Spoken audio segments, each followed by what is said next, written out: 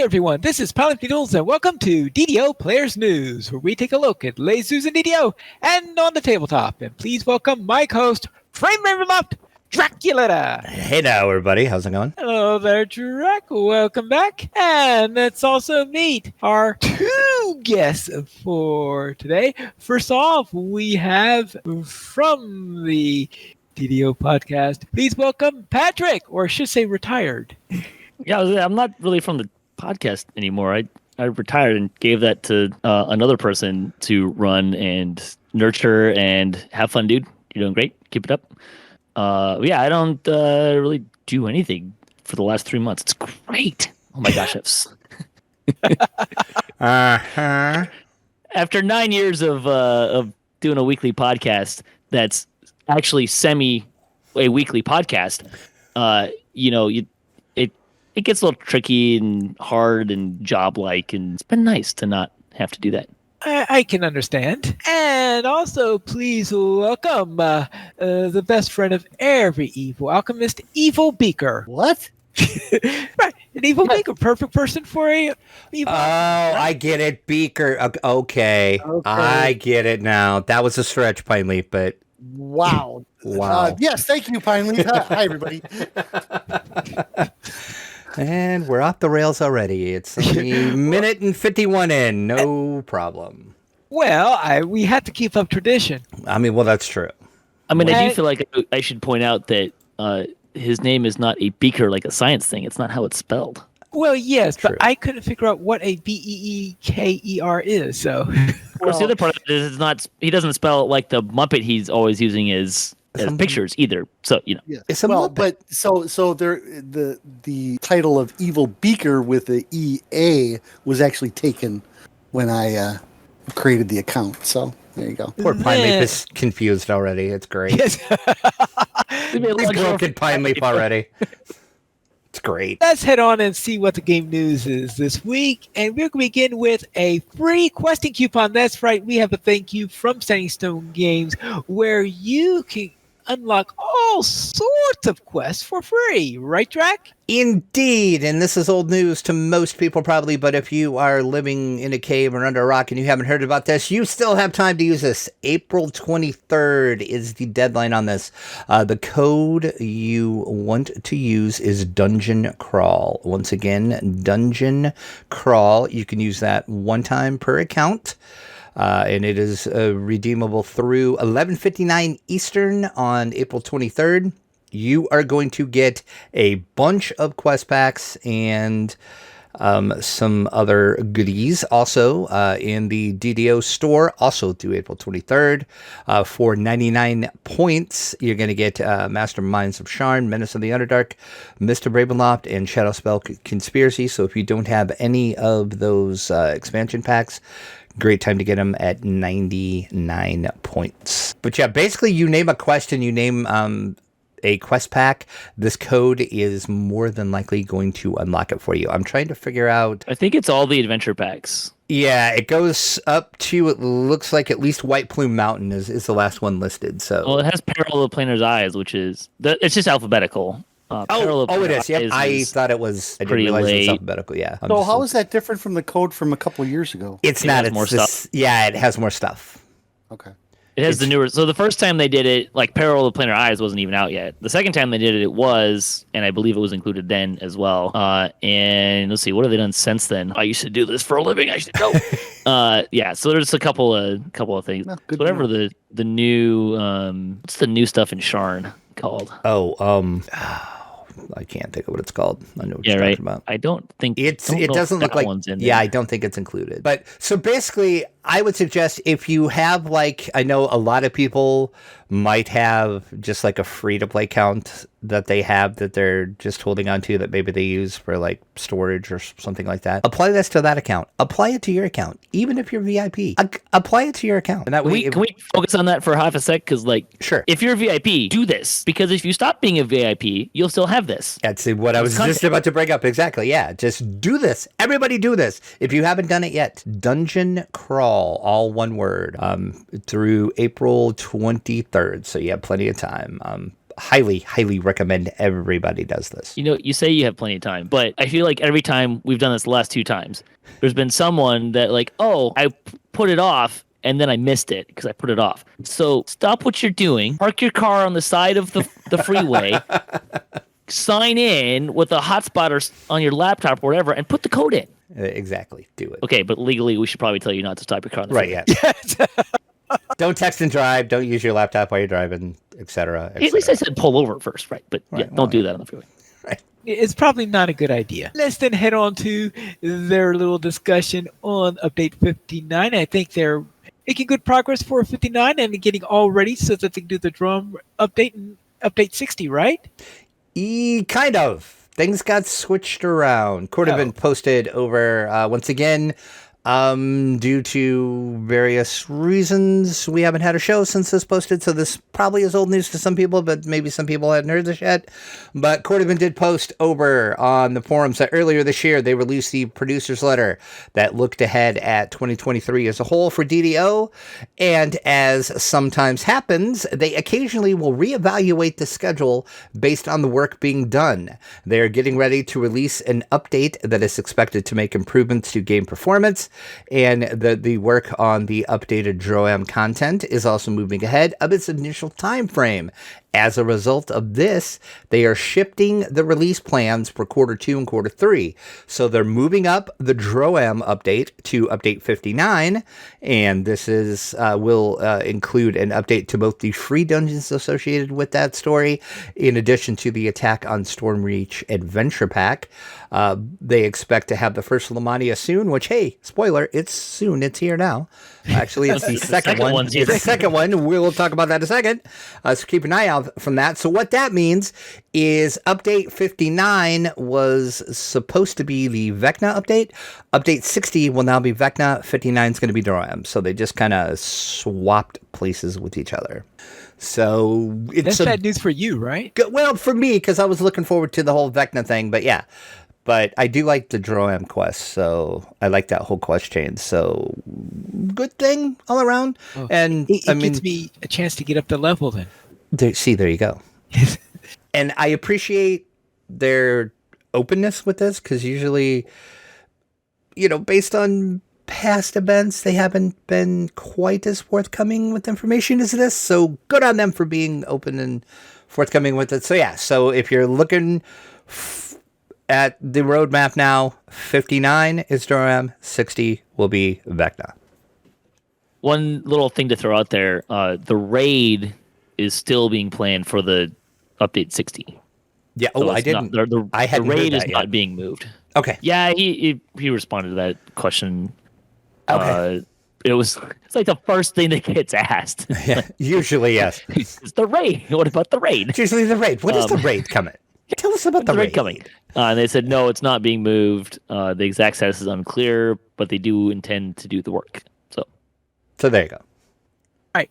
Then, speaking of update 59, we are at the second preview in Lamannia, and as hinted earlier, it looks like there's some DROAM stuff in here. There is. That's what they're taking a big look at. The biggest thing, the Cordovan did post on the forums a special note. They have fundamentally changed how bonuses are calculated behind the scenes to begin using a more performant algorithm. That's a fancy 2 words right there. to reduce the lag in the game. This change will impact feat bonuses, enhancement bonuses, epic destiny bonuses, past life bonuses, toggle bonuses, temporarily granted feats, armor class bonuses, blocking armor class bonuses, attack bonuses, damage bonuses, and saving throw bonuses. I have a question about this. Sure. Are there any bonuses that this doesn't include? Yeah. I was trying to figure that out too. I'm like, why didn't you just say, hey, if it's a bonus, it's going to affect it? It would have been easier. It does say that you need to keep an eye out for discrepancies in bonuses on your character sheet between the regular live game worlds and this Lamannia build. So it's not going to affect live. So don't log into live and say, hey, nothing's changing here. This all looks the same, or I'm not noticing any difference. If you log into Lamannia, that's where you're going to see this change. It is Lamannia only right now. I repeat, Lamannia only right now. So I don't know. I haven't had a chance to go on Lamannia, so I don't know and they didn't, to my knowledge, I kind of quickly looked. I didn't really dig into it. They didn't really say exactly what they're changing. It sounds like it's just some math algorithm stuff in the background that they're hoping is going to help with lag. Am I understand that right, Patrick? Because this is more of a you probably thing than it would be me. I believe it's basically how it's holding on to it. There was a really long, kind of like detail, like, hey, this is what's going on. Which, hey, welcome back, Kodog. But basically, to my understanding, it was like really old baseline, like back when they made the game, they made design decisions. And throughout the history of the game, how they've done effects has basically been to do it like a feat or a bonus, like basically just adding bonuses, right? So in the game, you have like some number of feats, but there's a whole bunch of things that just masquerade as feats. Okay. So class abilities and stuff masquerade as feats. All that kind of stuff, right? So it has to do with that. It's like the core, how they built the game way back in the day, how they like the game works now, and you build this foundation that you think the game's going to work one way, and what are we, 17 years down the road, and the tools that you made are now being used in ways you weren't really planning for them to be used, and that's causing performance issues. That's kind of like a high, not technical version of that. Fun fact, there's 485 bonuses affected by these changes. No, that's affected by that. Yes. That's not all of the bonuses. Right. So yeah, if you're really into like how this is going to affect your character, I would suggest going on Lamannia. You have until, if you're listening live, it's going to be up until Thursday. So if you're listening live to this, you have time. If you're listening to this when it releases, you're going to need a time machine because you missed it. But then if in that case, you just have to go into live if it's after it's all done, right? I doubt it. I'm guessing we're going to have another Lamannia. I don't think this will. I mean, I don't know. I don't even know if this is coming out with 59. I think. And I wasn't clear on that either, because some of this, it sounded like they kind of mashed Lamannia this time. It was 59 and what's beyond, so I don't know what. Because they had cat mount too, which is not going to be part of 59. Which we're going to talk about in a second, because I have questions about that. But cat mount? Just wait. Wait. We'll get there. Just wait. Yeah, but no, I seem to recall this being like they're putting this out there, and it has been something that they have bin testing in some ways before. But just to give you kind of an idea of, so this is what Kodog wrote. So that as he was doing this work, he says, quote, "I had many moments of, we used a feat for that? We gave you that feat how?" What else might give you an idea of where some of this is coming from. But update 59, we know for sure the Droam Legendary Edition. So the preview that is on Lamannia now is including the legendary versions of the Attack on Storm Reach, which is Assault on Summerfield, Blockade Buster, Undermined, and Siege Breaker. And then the free quest that lead up to that whole pack is Diplomatic Impunity, Framework, and Eyes of Stone. All that will have legendary versions for update 59 as part of the Droam update. I had no idea. I was trying to think, what are those drama? Then when I saw that, we ran through these quests plenty of times. Yeah, framework, yes. Oh yeah, that's when I knew the. It's been a while on the podcast when we were talking about this. So I think when the producer's letter came up, and you're like, what's the Droam? And I'm like, dude, we've done these quests many a times. Yeah. So yeah, so that's exciting. Like I said, I haven't gone on Lamannia at all, so I don't know. But legendary versions, yay! As I'm with Patrick being on the show, he's the one that's dragging me through legendary stuff. So I'm sure we'll do these. You show up probably. We haven't got that far yet. We still got to the epics, buddy. Well, that's true. That is true. I'm jumping ahead of myself. See, I'm just all into this like leveling, and here we are. So let's talk about the update 59 after stuff that they have in the preview. We're getting an Underdark themed mount. So the preview of this mount is available in the test dojo if you're on Lamannia. They are specifically looking at this time for any animation bugs as they're testing out a new mount rig type compared to the horse or dinosaur. And they have not announced where the mount will be available or how you will get it. But it will be after Update 59. That's what they say. So don't look for this during Update 59. It's going to be after. As Patrick said, it's a cat. It's a armored black, almost looks like a puma type cat with green eyes. Can somebody explain to me how this is Underdark themed other than it's black? I don't know. It sounds a to me displacer more beast like without the tentacles. Maybe. It sounds like to me something more closely aligned to ESO or something like that. I was so confused because I'm thinking, ooh, Underdark mount. They could do lots of things for that. And then I don't remember what. I was watching somebody's video that was showing a video of some Lamannia stuff. And they showed this mount, and I'm like, what the heck? I mean, don't get me wrong. It looks super cool. And you're riding on top of it, but you're not sitting like you would on a horse because it's like a cat, so it's kind of arched like cats do. So you're kind of up on the. It looks really cool. I'll give them that. I mean, I definitely want one just for like the cool aspect of it, and plus it's like black and it's like dark and kind of evilish looking. So I'm all for that. But I'm just confused on why it's a cat and why it has armor. That's my other question, but. There are no. I mean, the armor is not that surprising. Yeah. It's more the fact that they're trying to tie it into with the Underdark that's kind of questionable. There are no Underdark cats. Thank you, and that's what I'm glad you're here, Beaker, because I was going to ask you. I don't remember there being cats in the Underdark. Most mounts in the Underdark were like bugs. There's something called a steeder that looks like a big giant beetle. There's toads, spiders.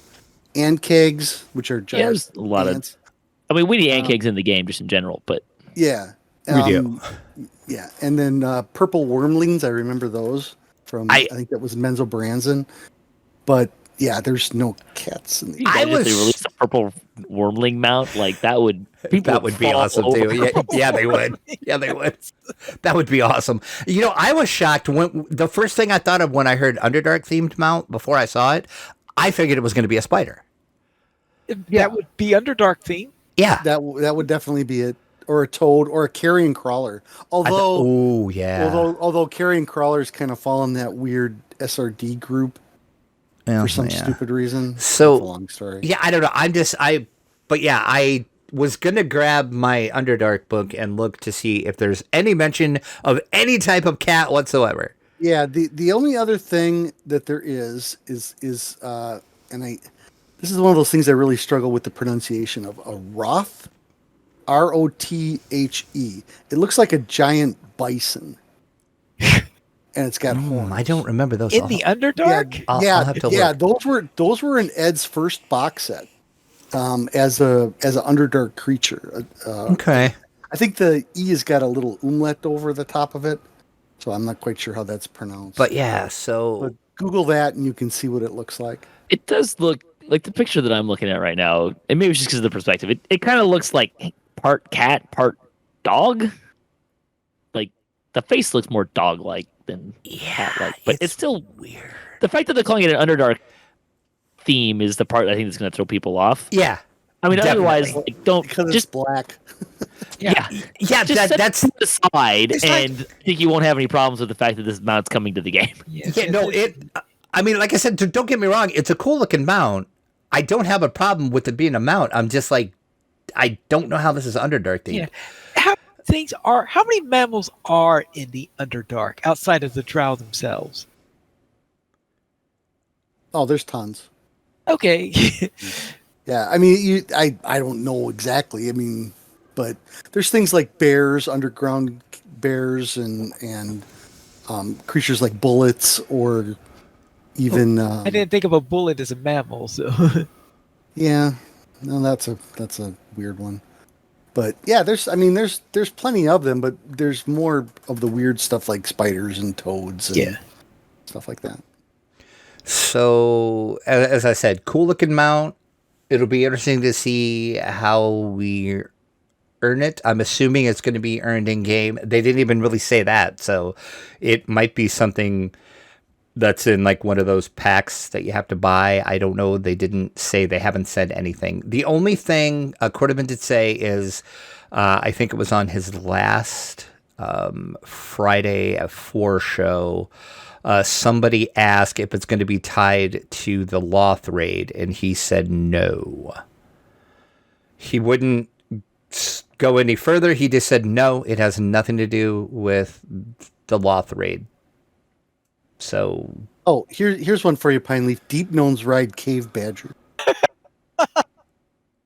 Okay, I mean, okay. if you reskin this thing, it could be a cave badger. Yeah. I mean, it could.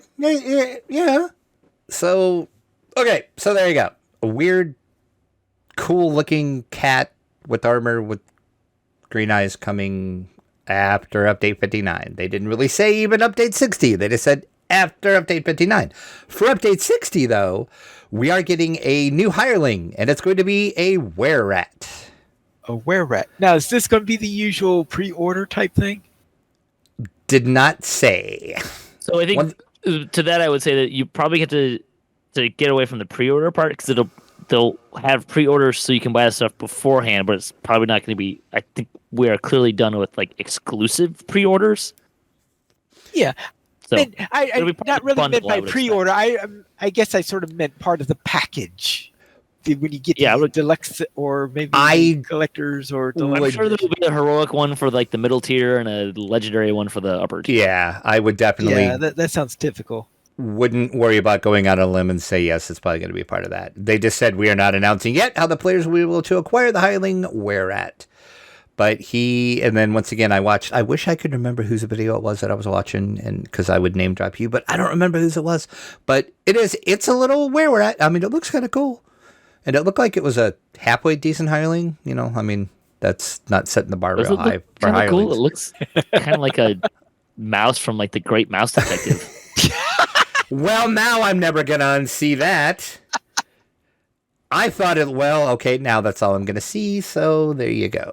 I'm not saying that's necessarily a bad thing. It's just... I mean, no, but now that you say that, as I'm thinking back, yes, that is exactly what it looks like.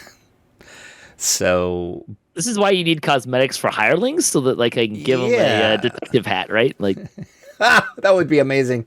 Okay, yes, SSG. Let's make that happen because I would pay good DDO points for a detective hat for this hireling. Also, that's amazing. Also, in the Lamannia preview, there's a couple changes. Once again, Lamannia only, so whatever we're talking about here, not on live yet, may or may not even make it to live. Who knows? The level 32 skill augments now grant their listed amount of plus skills. So that's kind of handy. They also fixed a bank issue where you're moving an item from the shared crafting storage to your character bank. If the character bank was full, it would result in a, quote, loss of the item and breaking of the inter-bank transfer. If this did happen to you, contact customer service, and your character should be able to be fixed. I've never actually had that happen on live, so I believe this is a new thing. Okay. And it was like it had to be it had to go from shared crafting storage to a character bank with that being full. Right, it's a very specific yeah, because it says your bank was full, and then and it's also kind of a really weird thing to do because I have to. Why are you taking things out of your shared crafting storage and putting them in your character bank? That's a little weird. Right, that would going to be my first question. That was my first question. It's a little weird to do that. Yeah. But, maybe have you're full or something like that. I don't know. The Soul of Cruelty dot now has a cooldown again, so no more triple stacks from a Frostlands. Yay. And they fixed the monsters who keep attacking recently dead pets, dead pets, I should say, / defenders / NPCs. They will no longer do so. I've never seen this on live too, but that would be hilarious to see a monster just attacking somebody dead. Really? That'd be amazing. Yes. I've seen it. See it all the time with, I don't know if like currently, but I have seen this off and on for the whole life of the game, like for players. Like you have a player die and the thing's still attacking them. You're like, okay, leave that alone for a sec. That's amazing. I've seen plenty of things that was this game or the other game where it looked like that pets or something like that are continuing to attack even after something dies. So there you go. Briefly before they say, "Oh, it's dead now. I guess I should stop." I guess I should stop beating this dead horse, huh? It's dead. Okay, let's move on. Also, caster damage in Reaper difficulty has been adjusted for the skill 7 and higher levels. So if you're doing upper skulls in your Reapers, it is 25% down to 23%, from 20% to 18, from 18 to 15, and from 15 to 10 in Skull 10. So in case you're someone who doesn't track numbers being read to you and doing math on the fly, you'll do 2% less damage at 7 and 8 skulls, 3% less damage at 9 skulls, and 5% less at 10 skulls. And that's only for casters. So that doesn't sound like that much. Is that really gonna make a big difference? I mean, I'm not gonna worry about it. Like, I don't feel like that. Now, granted, I spend most of my time playing like 8. I don't tend to do 10 skulls. It's not that I can't. It's just that I find that I can go twice as fast in 8 skulls versus 10 skulls a lot of times. And I don't really feel a need to do that. But, I mean, I think my sense is people are less upset about your nerfing, like the damage nerf, and more about it being exclusive to casters. Yeah, that is kind of weird. It's only casters. It's kind of like they're punishing people that are playing casters and Reaper. I mean, is what it kind of seems like. I'm sure they have a reason for it. You can do a lot of damage with casters, and I don't know that this is like like I said, I'm not concerned about this too much. I don't think this is like where their problem with the damage of casters is. Critical percent chance, hint hint. But I mean, I don't think you're gonna. Yeah, with casters, I would have thought that the fact that casters doing a little extra damage was compensated for the fact that you blow on them, they fall to the floor. Right? I mean, yeah, there's DC casting for sure, which can do a lot of stuff too. But and then also in Reaper, the self-healing penalty has been adjusted. The penalty for self-healing while outside of combat is now the same as the existing penalty for healing others while in or out of combat. Once again, that's only for Reaper, and it's only on Lamannia right now. I mean, these are all going to go to live. The idea here is that what they're kind of trying to target is this idea that, okay, you're out of combat. The penalty to healing is just causing you to wait longer for cooldowns to do more healing, right? It doesn't necessarily the Reaper healing penalty is not driving us, the people like those of us who are playing in high Reaper skulls, like to always bring a healer. Like we'll just kind of help heal each other as we're going. So you're not really gaining anything for outside of combat other than having us cast more self-healing stuff, right? So, and that is a quick look at Lamannia. Like I said, Preview 2 is now open. If you're listening live, you have till 3 p.m. Eastern on Thursday, April 13th. If you're listening to this when it's released, sorry, you missed it. I do want to touch a couple things that you missed. I thought you didn't go through the first iteration, right? No, we didn't have a show. So for those of you who've been getting plastered by Black Dragon Bolt, So the damage to us is going to be reduced. So the monsters casting is going to reduce. Players' damage is not being reduced. So that's been something that's been kind of a big thing. I have to highlight the Fast Nightmare mount is now bound to account because I've been saying, why is this bound to character for, I don't know. I did 6-7 not months? even read that. Okay, Yeah, that's it's awesome. now bound to account, so that's great. I think there's something that some people might kind of enjoy, question mark. When you spot or automatically detect a secret door, there's going to be a question mark icon over your head, and a trap's going to be an exclamation point. It seems like that could be something Okay. useful. So, I mean, it means that other people should be able to see it, right? So that'll kind of help bring visibility to other people seeing it. The one picture I saw, it feels a little tacky, so hopefully they'll polish that up a little bit. But, so that's a thing. And then I also want to highlight out of the content that they're reworking. The first chain, the free-to-play chain, so diplomatic impunity, one of the two, is getting reworked. So one, there's not going to be any gather points anymore. So you don't have to get everyone to the same 2 spots. To advance the Thank quest, God. right? So that's changing. And also, they're decoupling the chain, so you can do them in any order. Oh, no, that's kind of cool, too. Yes, like this is very, very happy things here. And then since you're news, I don't think we need to hash this out for any particular reason. They are replacing the Wildmen with Bullywugs. There are a lot of people that had feelings about that. Yeah, well, yeah. They were two kind of strange, right? Like there was the one thing of like, why are we replacing Wildmen? And there's also like with Bullywugs. Yeah, that's kind of weird. They're doing Bullywugs, but I agree. I have my thoughts Goblins on would have been great for that. why they're doing that. I mean, they were very clear about why they're doing it. Like they just feel like it's time to make that change, and they don't. I don't know if I believe them though. Well, look, you can believe them or not. Anyway, that's what right. Anyway, made clear. yes. Like this is why they're making the change. No one's making them make the change. We They're won't making the change because they hash it out, think right. it makes the game better. Makes the game better. But it's just weird they're doing Bullywugs though. But I mean, that's a part that I like. I mean, I like Bullywugs, but Lizard folk seems to be like a better use here. Weird? For me, but Yeah. Lizard folk would be great for that. right. So yeah. Although I would expect that Wildmen will be replaced in other places as they have time and ability. Is that it then? I do believe that is it. So that I wanted to. There's a couple of things that are worth highlighting. Then let's go and see what's coming in from the dungeon.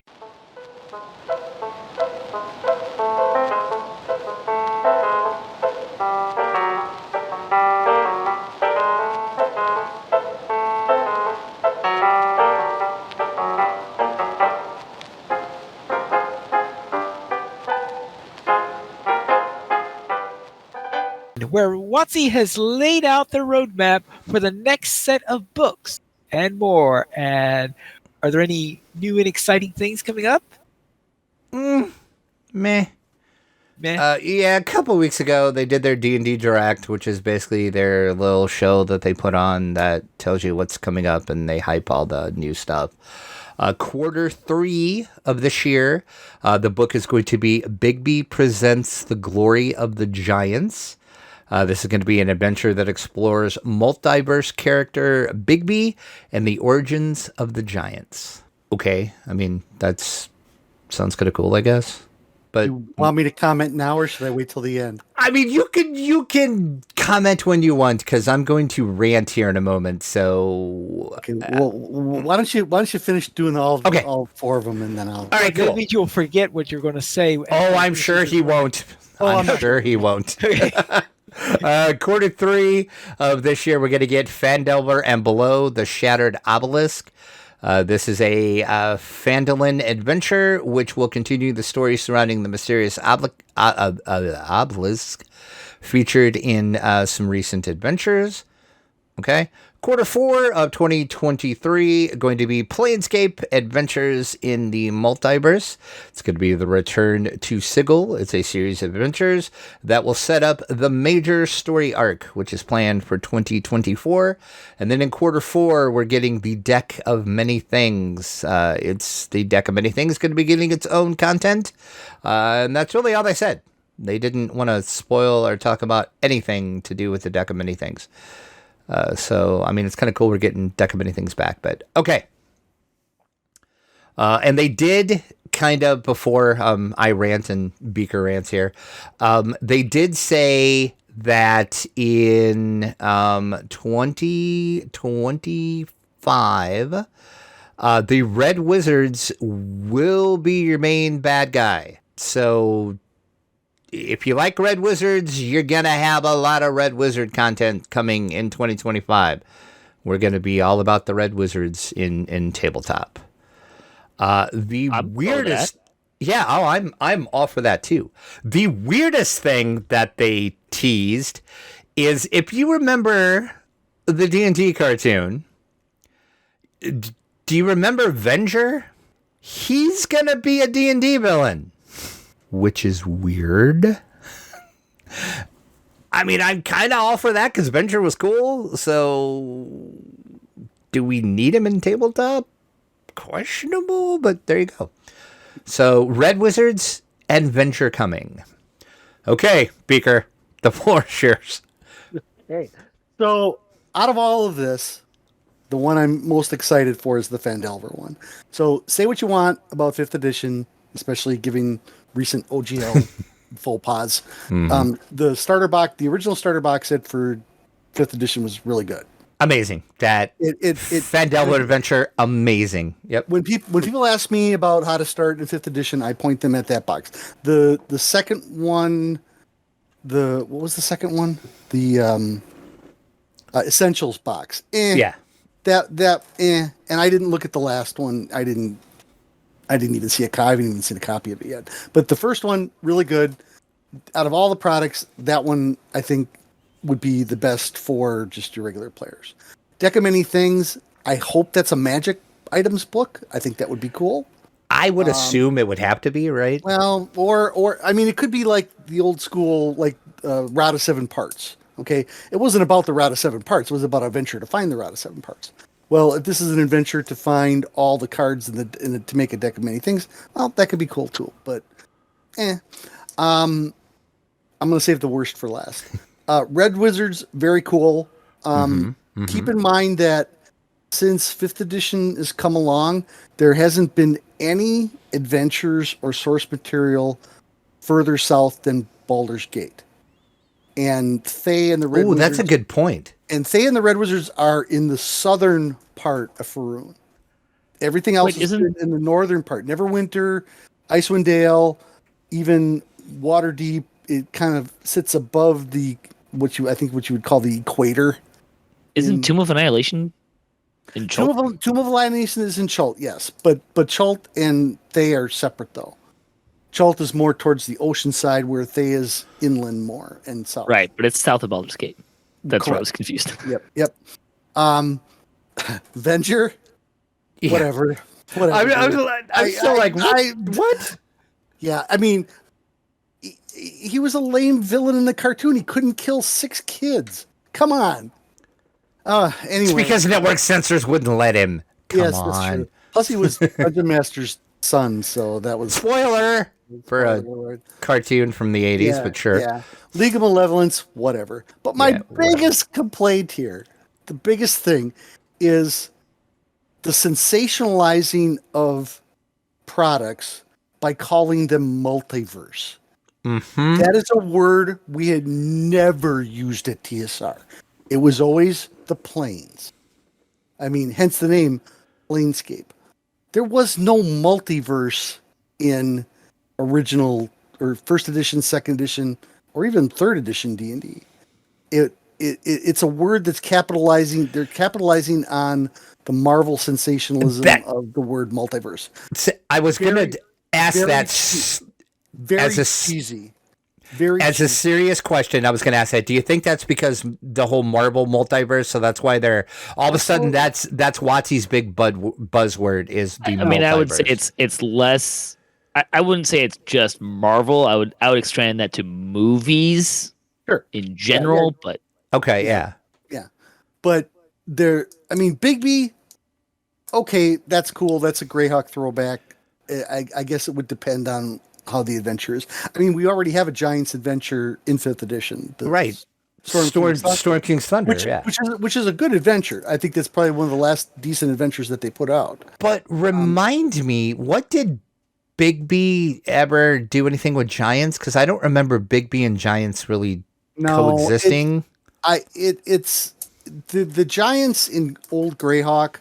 If you went west in Greyhawk with the mountain ranges and the hills and stuff, it was nothing but giants. So storm giants, frost giants, fire giants. That's where all those original giant modules were.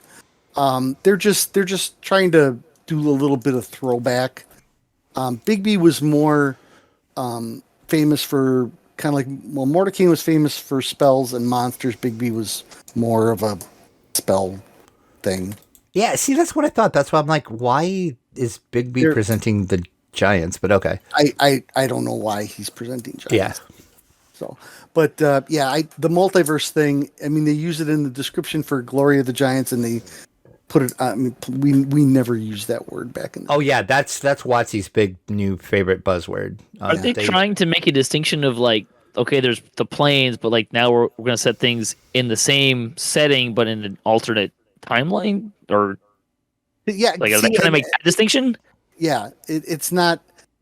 There, we never had ultimate timelines or stuff like that in D&D. It was always different planes of existence. So that's why things like Spelljammer were created, so that you could go from world to world or sphere, as it was called. And you can go from sphere to sphere in different worlds. But we never talked about multiple universes of stuff. I mean, I would be shocked if the word multiverse was in any product before the year 2000. So that's my rant. I should look that up and see when. I don't know how I would look that up. Yeah, I don't have a tome of the plane or a manual of the planes anymore. Yeah, I don't. I might have I would have to look. I would have PDF of it allegedly. I'll Yeah, have to look to see if it's in there. But yeah, I don't know. yeah, and my Plainscape stuff got wiped out in my basement flood, so I don't. I have some PDFs of that stuff, but we never really played. We never really played Plainscape as a group back in the day. So. Oh, see, I played a lot of Plainscape, and that's where my rant's going to come in. See, I was trying to check it. Go ahead. Wikipedia, if they had any information concerning multiverse, and the only thing it does, it talks about in their article for Plainscape, which is one of the links they had in there. They talk about Plainscape in its history. They don't say when they started using the word multiverse. Yeah. Well, I mean, they're using the word twice in this press release. Yes. So and that to me is just screams sensationalism and uncreativeness of some schmo in marketing. So yeah, Plainscape. Why are you going to do Plainscape? Because you're going to neuter Plainscape, and it's not going to be Plainscape. Because you're going to take stuff out of it because of reasons. And so it'll be PLAINscape? It's going to be, we're pretending this is Plainscape, and we hope people kind of pretend it's Plainscape and have fun playing in it. Yeah, I like Pine Leaf's idea. you change the word plane to PLAIN. Yeah, and because it will be a Plainscape. It's gonna be a plane, that is for sure. Yeah, that might be an episode title. I'm gonna say, I'm gonna write that down because that's really good. So yeah, I could go on, but we've kind of talked about what Watsy's doing here lately with things for reasons and stuff. So I just don't understand what they're doing. But anyway, so there you go. That's what's coming ahead in tabletop D&D. So if you're excited about any of those, look for them. And I'm guessing we'll get copies of all this stuff. I mean, so far we have. I haven't made them too mad yet. But go to Walmart. You can. They sell tons of D&D stuff. Okay, yeah, I was in my Walmart the other day, and I was surprised at how much D&D stuff is in Walmart. It is amazing, and you have sent me pictures before too. Your Walmart has more than mine actually, mine has a lot. Not anymore. It's all gone. I was there on Saturday, and really, all the books are sold out. Yep. Oh wow. So there you go.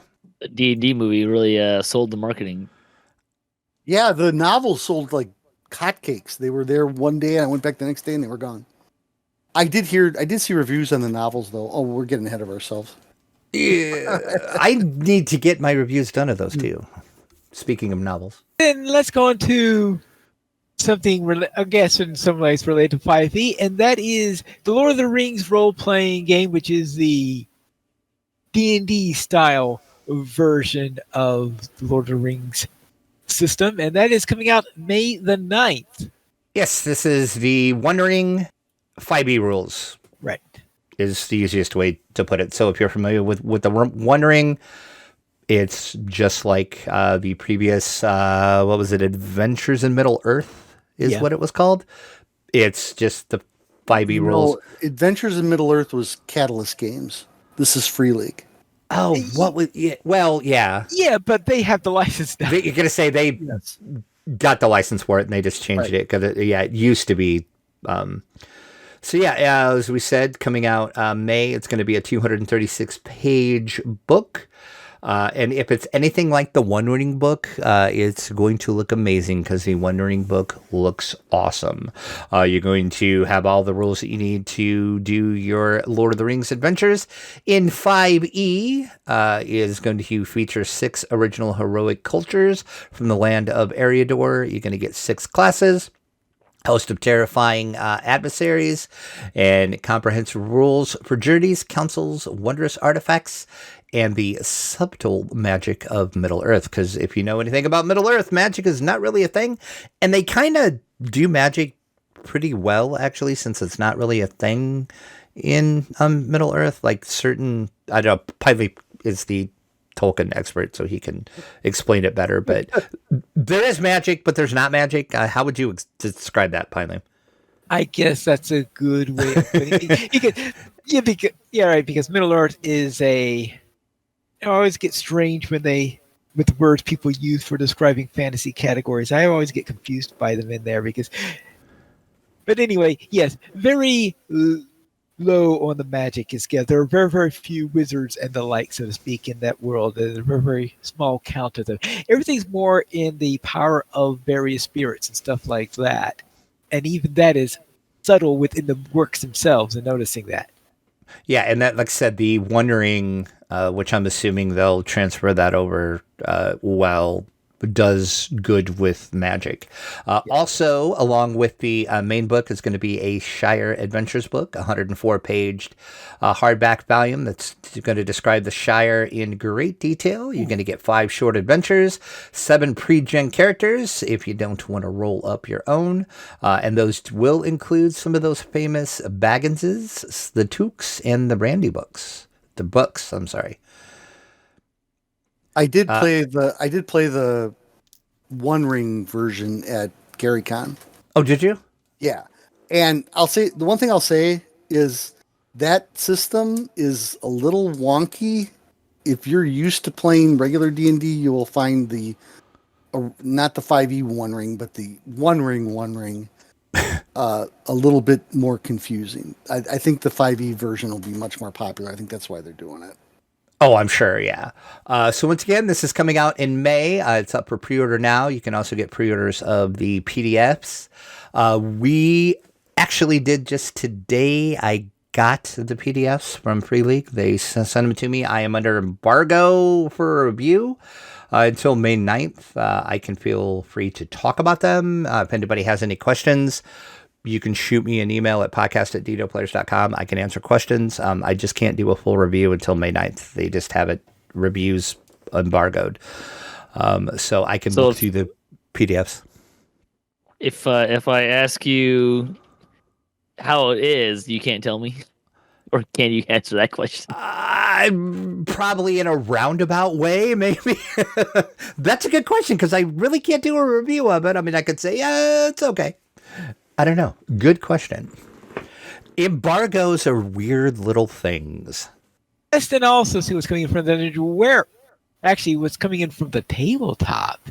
Because the Lord of the Rings Tales of Middle-earth, 1 magic card to rule them all. This is going to be the most unique item ever printed?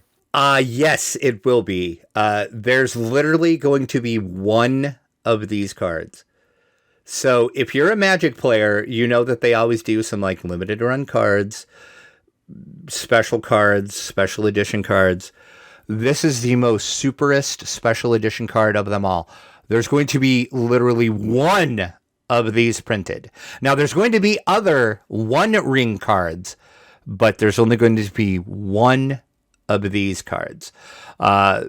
They are going to be the true prize of them all. There's already a bounty out for this. Somebody, last I looked, they were willing to pay $100,000 for anybody that pulls this card.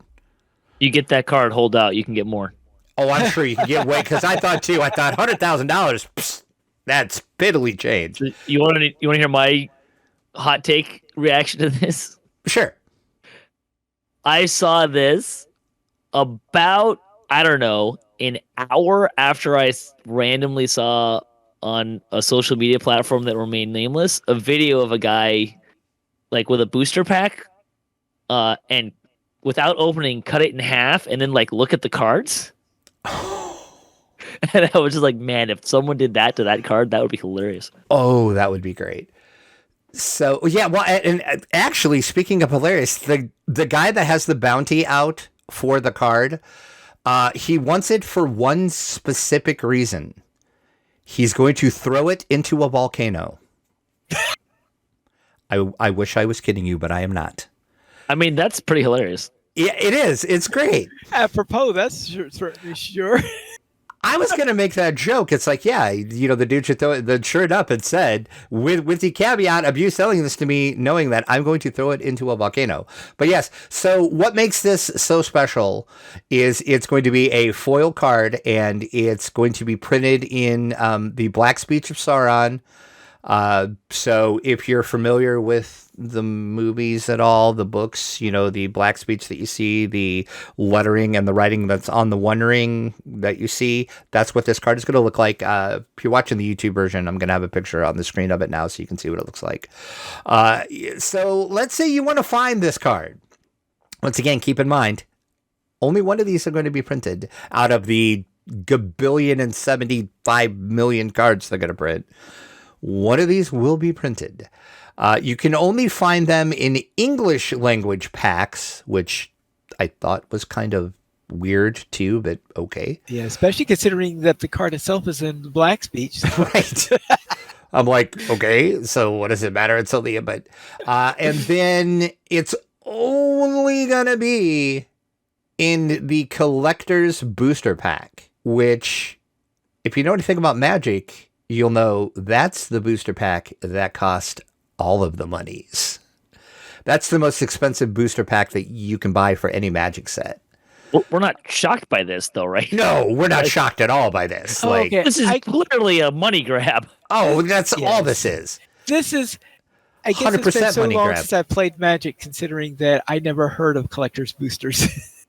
Oh, yeah. There's like, you have your draft and set boosters, then you have a bundle, then you have a gift bundle, then you have the collector's boosters, and then you have like two versions of the collector's booster. I'm not up into Magic, so I don't know what the two differences are. But it's the high tier collector's booster pack, which I do believe retails for like $200.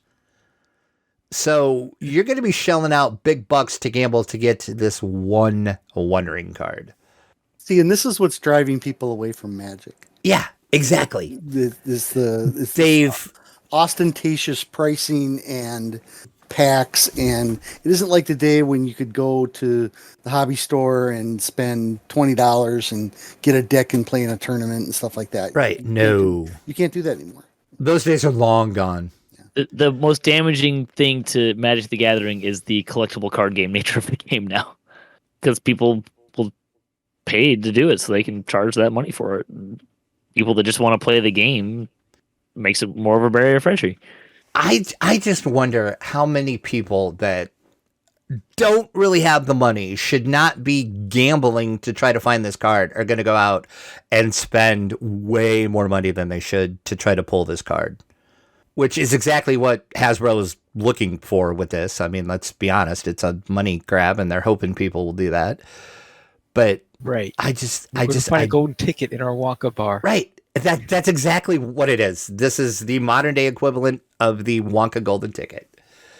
I mean, So don't there get you me go. wrong, like, I like the idea of like the card, like the special card, or right, like that's kind of fun. But that part is fun, but it's the not gatekeeping it in the more expensive packs that's kind of not when you're okay, well, charging $200 just to get a chance to get it. Yeah, no, like no. So, but as Beaker said, that's what Magic players are really having a problem with because they've been doing this more and more and more.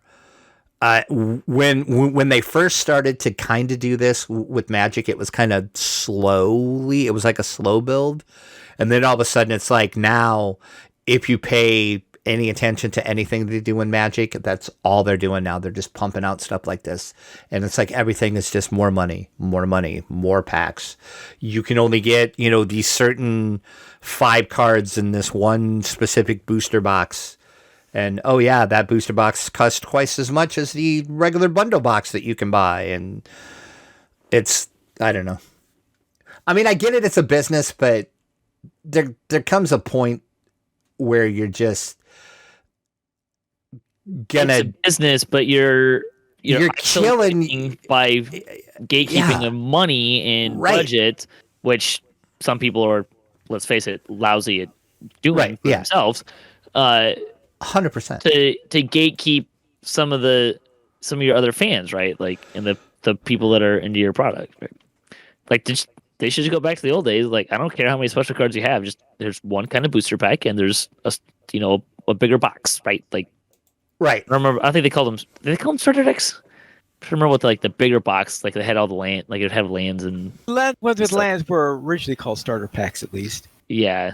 Not the pre-built decks, but just the box that had a bunch more cards. Yeah, it had a bunch of cards. Yeah. It had 60 cards in it that were theoretically playable, though of course no one would build a deck. No, they were not. Yeah, no.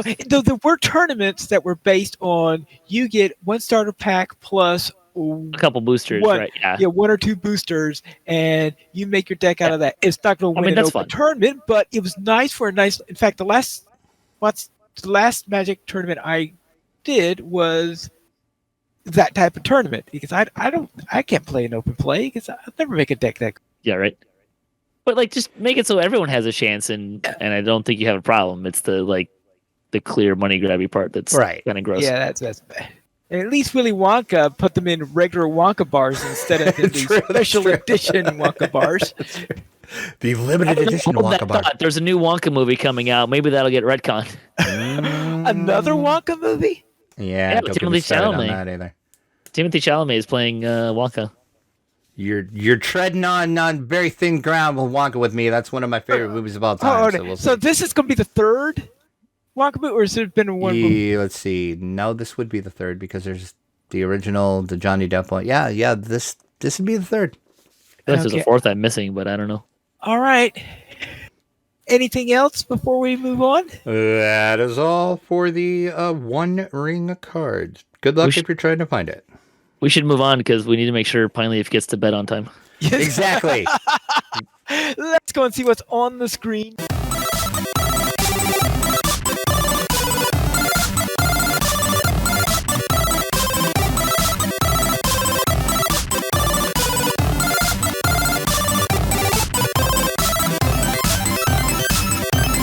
Where we are going to have probably a long review, because this looks like not only a review of Honor Among Thieves, but someone wants to go through the entire history of D&D movies. That would be me. That would be Beaker. Why? Why do you need to dredge this up? No, this is Drac and I were talking about this a while ago because he wanted to talk about all 4 movies, and I'm like, yeah. But we don't have. I mean, we don't have to. I just put it in the show notes. That's all. I mean, we can talk about it briefly. We don't have to go in depth. Oh no, not going through. I mean, it's not going to be like an in depth. Like we'll probably get more in depth with the Honor Among Thieves, the new movie. But before we start that, I'm assuming the only person I don't know for sure because I haven't talked to him about it. Have you seen the movie yet, Pine Leaf? No, I haven't. Okay. Uh-oh. I assumed that was going to be the case, but I wasn't sure, and I didn't get a chance to talk to you. So I mean, it has been so long since I have gone to a theater that I completely forgot the concept of keeping track of when movies are released.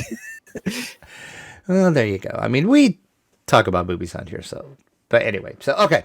So before we jump into the movie, I guess we'll quickly talk about, hey, D&D in the movies. There's been some D&D movies.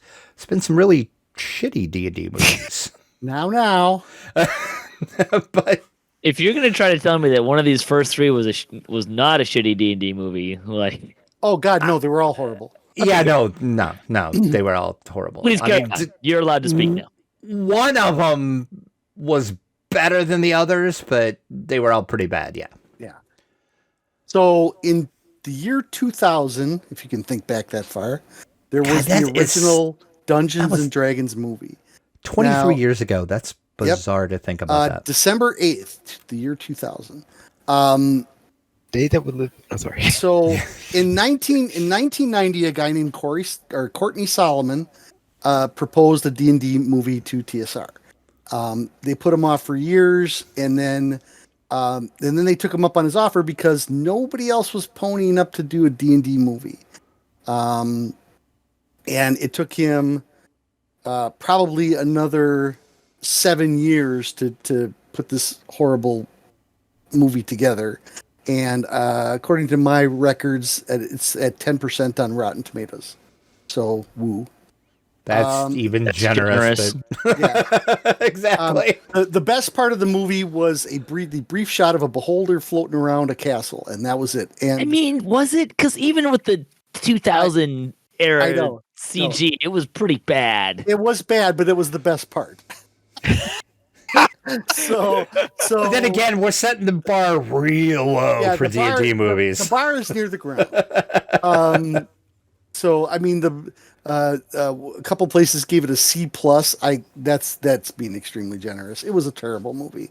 It was and horrible. This Courtney Solomon, he blamed a lot of different people for stuff, but you know what? It doesn't matter. Then 5 years later, a direct-to-video Dungeons and Dragons movie, Wrath of the Dragon God, where they actually brought back the villain from the first movie, Damodar, who's the bald-headed guy with the black ears and fingers, and I forget the actor's name. Does it say Bruce Payne? He have like brain sucker things in his ears or something. Yeah, I believe there was something along those lines. And it was set 100 years after the first film, so this is supposed to be a trilogy of movies. It was just as bad. It had some funny parts in it, I'll admit, but it got basically 3 out of 10, which is what the first one got, and it really wasn't a whole lot better. I can say for a fact that there are some TSR people having credits on this movie as consultants. I'm guessing they didn't use a whole lot of their ideas. So, but then came the third one, Drax's favorite, Dungeons and Dragons 3: The Book of Vile Darkness, another direct-to-DVD, and they titled it as a British dark fantasy adventure. I don't remember that at all, and that was in 2012. It was filmed in Bulgaria and released direct-to-DVD in the United Kingdom on August 9th of 2012, and premiered on the United States on the Sci-Fi Original Movie Channel. That should tell you all you need to know about this crappy movie. It was a sci-fi original movie. Now, I will say there were some really cool things there was a couple cool things in this movie. Yeah. They had a group of evil adventurers raining hell on a village.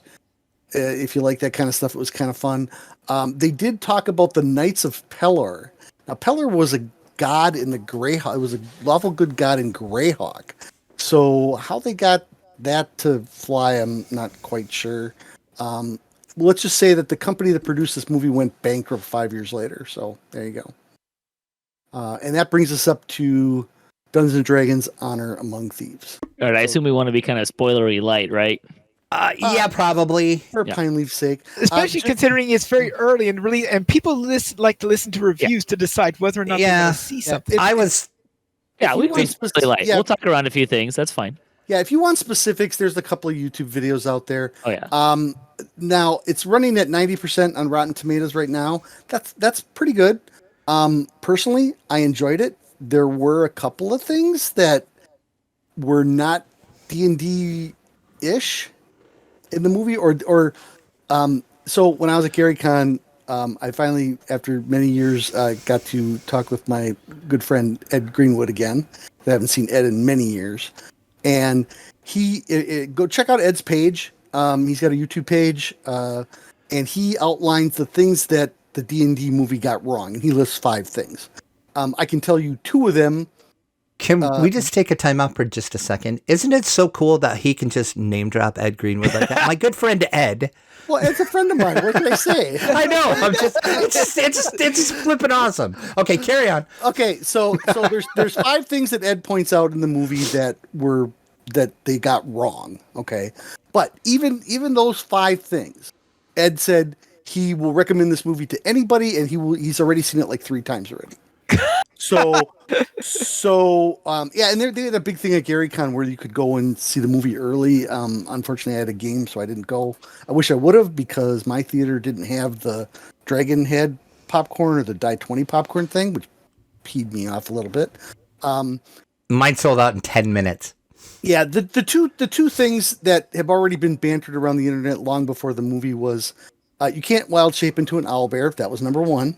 Mm-hmm. That's the big thing. Yeah, no. The big thing is that Chris Pine isn't a bard. they label him as a bard, but he's not a bard. So that was one of the big things. I'll give you a counter argument to that, but yeah. Okay, well, yeah, but otherwise, it's doing really well. I mean, I guess it didn't make what they wanted it to make opening weekend. It just fell short. The movie cost $150 million, I think, to shoot. I think that's the final number that I saw, yeah. So, I mean, who knows whether this movie is going to be considered a success or not. I don't know about overseas numbers. I haven't looked in the last couple of days on where it was after last weekend. But I enjoyed it. My wife, who's not a gamer, enjoyed it very much. Everybody that we've talked to has enjoyed it. Everybody at GaryCon that saw it, the special screening, enjoyed it. So if you're a fan of D&D or just want to see a good adventure comedy, I recommend it. So I'll pass the baton to Drac.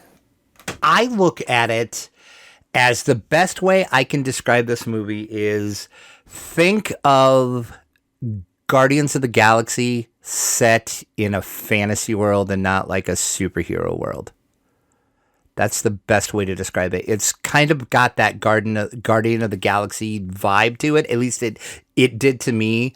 So if you're a fan of that style of like comedic movie, I think you'll enjoy it. It had some really great comedic parts, and there's a lot of parts to where if you have played D&D for any number of years, you can see that, hey, this is something my game group would do. We would do that.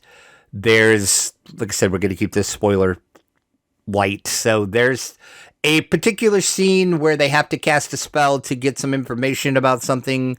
And some of the stuff they do in that is like, I'm like, oh my God, that is my friends. That is my friends and I sitting around my table playing D&D. That is the stuff that we would do. There's a lot of little stuff like that you can tell was like a nod to like gamers. And I know I've talked to a couple of my friends that aren't gamers at all, and they really enjoyed this movie. And they're like, you know, I've never played D&D in my life, but I enjoyed this movie. And I think that's kind of what they were shooting for. And they did a good job. I think they kind of towed the line between, you know, doing enough in stuff so D&D people would say, oh yeah, gotcha. And still drawing in like the non-gamer that wouldn't, you know, have a clue about anything. You know, all they're seeing is, hey, that lady with the horns on her head just turned into a bear. But it looks like an owl. That's cool. You know, and then, you know, me sitting there, I'm like, no, she can't do that. But, you know, and then there was something else that she did. Once again, spoiler free. There's one scene where she's at a place and she's escaping and she's doing a bunch of different shapes. Yeah, she can't do that either because you have to rest before you can do more shapes. But it's cinematically works. Right. In Exactly. in the story. It works in the story. It works in the movie. Yeah, well, in cinema, there is a very long tradition for cinema to stretch the limits of what's possible in anything you could think of. I mean, here's some of my takes. One, set Sure. your rules lawyer aside. It was fun. Yeah. Exactly. Bingo. That is, you nailed it right there. Yeah. Some kind of context. If you saw the movie Game Night and liked the movie Game Night, and if you watched it, you probably did because it's a really good comedy. This movie is done by the same people who did that. So the humor is really kind of on point with that kind of humor. I didn't realize it was the same people. Yeah, it's the same people who did Game Night.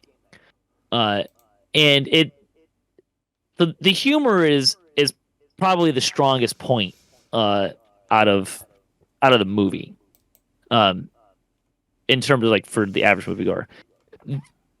I will kind of make it a bit of a distinction. Like, this movie is not a D&D movie in the sense that it's not like you could take all the D&D stuff out of it and you'd have a fairly still a very good story, but a generic fantasy movie. Right. But what the movie also does really well is it plays with it and integrates its D&D-ness very well. So you'll see spells, right, that are very clearly inspired, you know, at least one of which is very clearly being used in a way that is not really per the rules, but again, it's fun. So you have a lot of it uses its D&D pieces really well. You see a lot of the spells that you can identify. You see a lot of it uses a lot of monsters really well and creatively. It's, you know, pulls in the red wizards really well. Like it's in the D&D world, and it pulls that in very well to use it in the script and to move the plot along and all that. It's very well integrated, while still being wink, wink, nod, nod. Here's this really cool thing that the D&D fans will like. That because it's gonna be very D&D. And I just looked it up. As of this weekend, the worldwide gross so far is 126 for 60.98. Yeah, that's not overly surprising. I mean, it's kind of releasing in a. Yeah, it's not as like the blocks was very tiny, but it's kind of hard to find a spot in the counter. There's a lot of good movies out.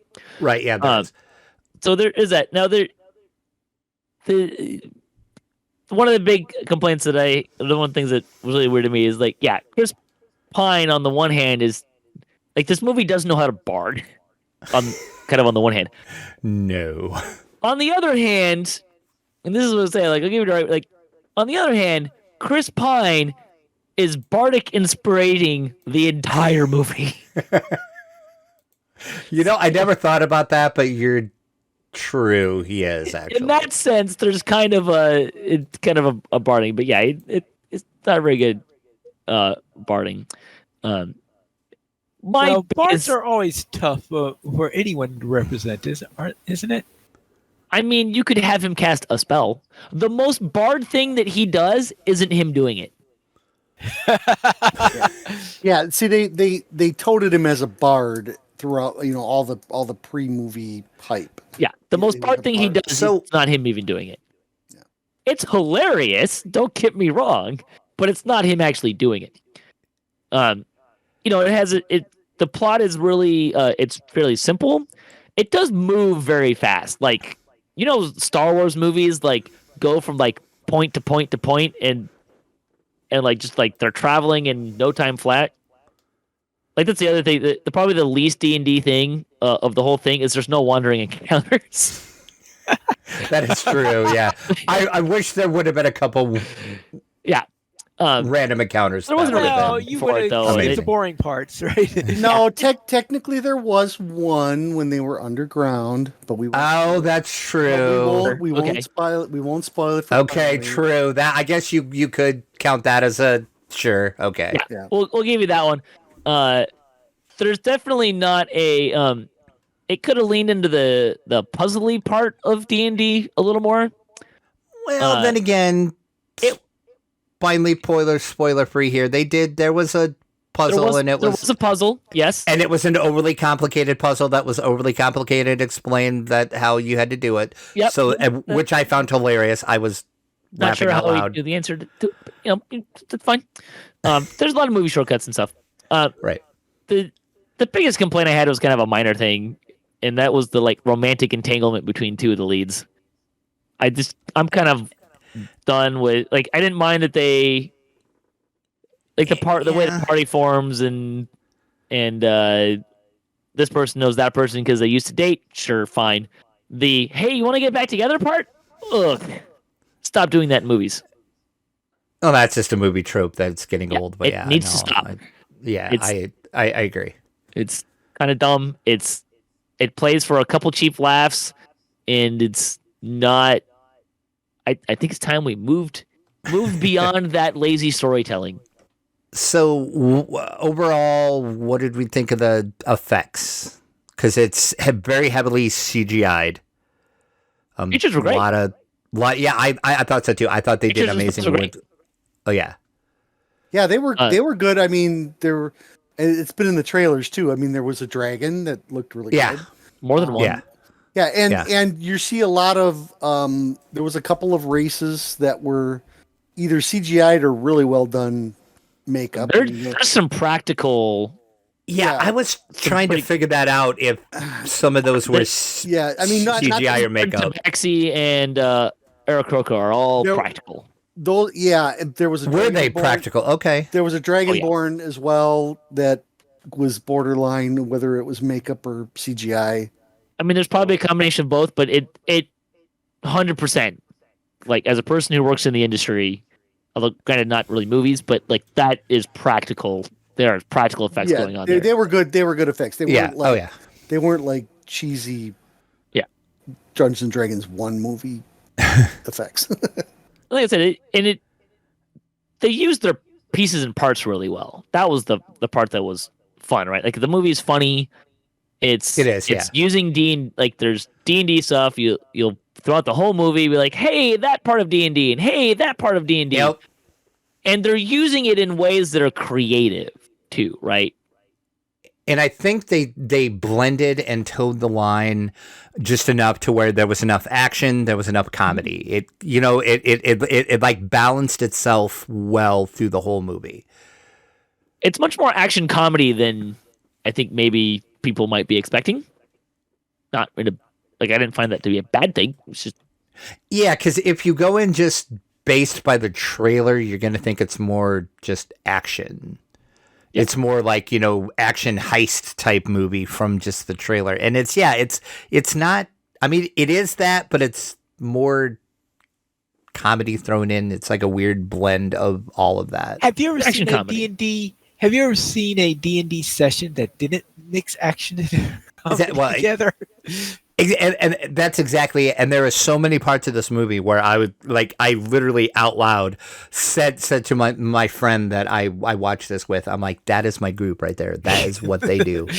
That is them. And I've done the same thing when I played in Beaker's game. That is it. That is what we do when we play D&D. We do some of the dumbest shit we can do, and that's what we do. Well, and the other thing I'll throw out for people who've seen The Legend of Vox Machina, this is kind of on par with that.